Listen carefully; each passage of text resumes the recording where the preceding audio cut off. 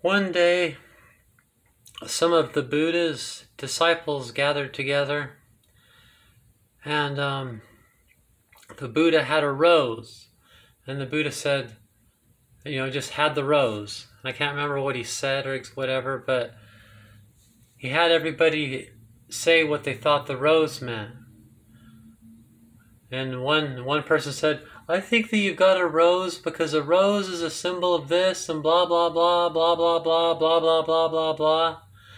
And then the next person said, I think the symbol of the rose and why you're holding a rose is because blah blah blah blah blah blah blah blah blah.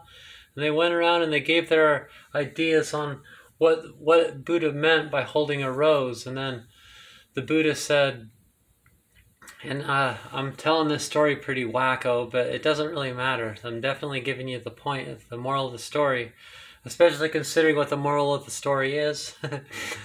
Then the Buddha finally, they're waiting for him to say what it really meant, and he said, sometimes a rose is just a rose.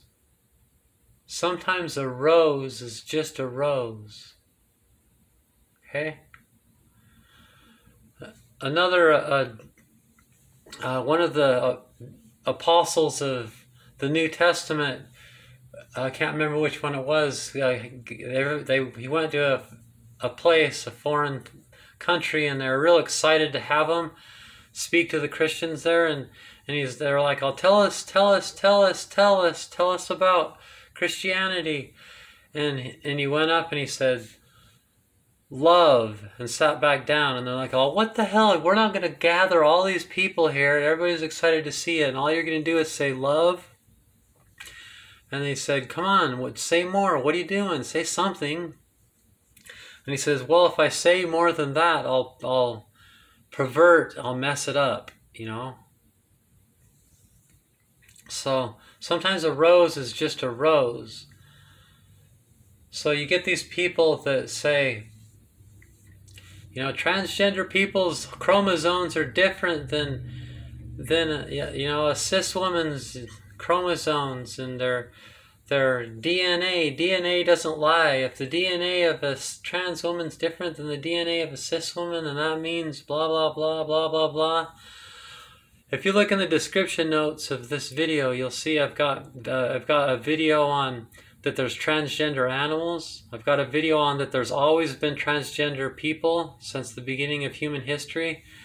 The Bible itself says that, they used to kill people for being transgender based on the law of Moses, which was 3,000 years ago. So the Bible can vouch for that there's been transgender people for at least 3,000 years. So there's always been transgender people. There's transgender people even outside of the animal kingdom. There's just the experts that study gender show that gender is a spectrum. We know that women don't always have the same chromosomes. We know that men don't always have the same chromosomes.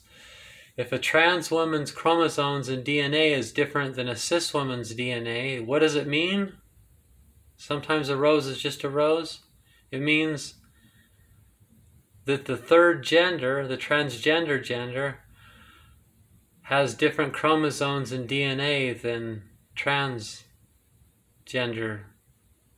In other words, if a trans woman has different DNA and different chromosomes than a cis woman, it just means that a trans woman has different chromosomes and DNA than a cis woman. It doesn't mean that there aren't such a thing as transgender people.